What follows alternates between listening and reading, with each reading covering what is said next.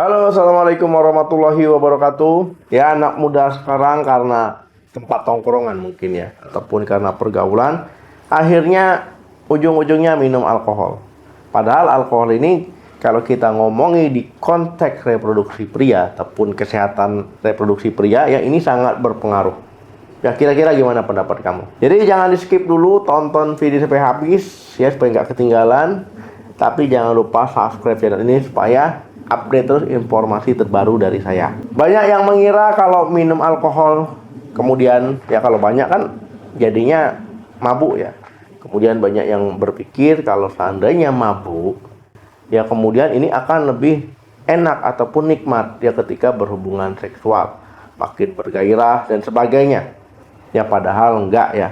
Jadi enggak ada hubungannya. Karena saat mabuk kan nggak sadar penuh ya, sadarnya setengah-setengah. Kesulitan kita berkonsentrasi, kita gangguan orientasi, nggak mengenali lingkungan kita, kadang bisa nggak sadar. Ya kemudian ini alkohol justru milik efek negatif. Ya jadi baik pria maupun wanita juga seperti itu.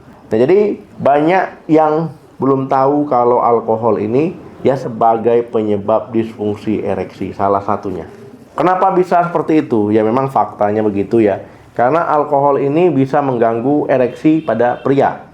Nah yang belum tahu ereksi ini kemampuan pria itu Mr. P-nya berdiri ya, tegang. Nah jadi alkohol ini akan mempengaruhi fungsi tubuh kita yang berperan terhadap proses terjadinya ereksi. Mulai dari otak, mulai dari hormon, mulai dari saraf kita, ya mulai dari pembuluh darah. Ya ini akan terpengaruh oleh alkohol. Karena selama ereksi ya penis ini kan akan terisi ya corpus cavernosum, corpus spongiosum ya sekitarnya terisi ataupun dipompa oleh darah di sana.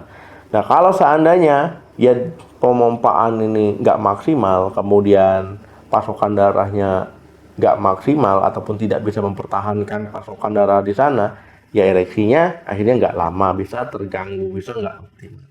Ya proses ini ya seluruhnya itu pasti melibatkan yang namanya otak. Ya sinyal-sinyal saraf, sinyal-sinyal tubuh kita.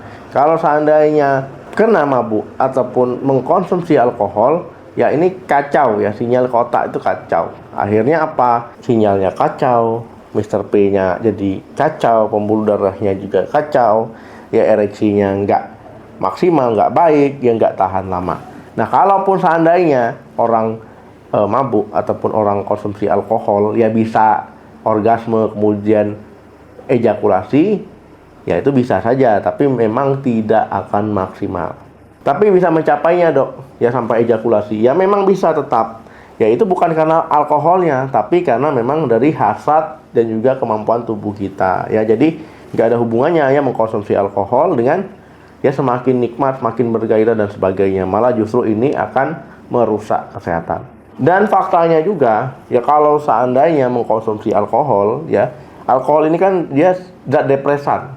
Ya artinya dia menurunkan kinerja sistem saraf pusat. Ya akhirnya apa? Hasrat seksual, libido, kemudian sensitivitas ya untuk organ reproduksi kita ataupun organ vital kita ini menurun. Ya jadi kurang sensitif intinya seperti itu. Nah kemudian ya ada efek buruk terhadap kesehatan pria kalau seandainya mengkonsumsi alkohol ini jangka panjang ataupun lama ya. Yang pertama, produksi sperma menurun. Nah teman-teman ya percaya nggak percaya, jadi kalau seandainya mengkonsumsi alkohol jangka panjang ya ini bisa menurunkan produksi sperma. Ya ini ada hubungannya dengan kemampuan tubuh dalam memproduksi sperma karena pengaruh hormon testosteron yang menurun, hormon pria ya. Kemudian kemampuan ya otak kita terganggu, produksi hormon yang memerintahkan supaya untuk produksi itu terganggu ya akhirnya apa? Jumlah sperma yang diproduksi menurun, gak maksimal, gak seperti normalnya. Yang kedua, resiko disfungsi ereksi atau impotensi.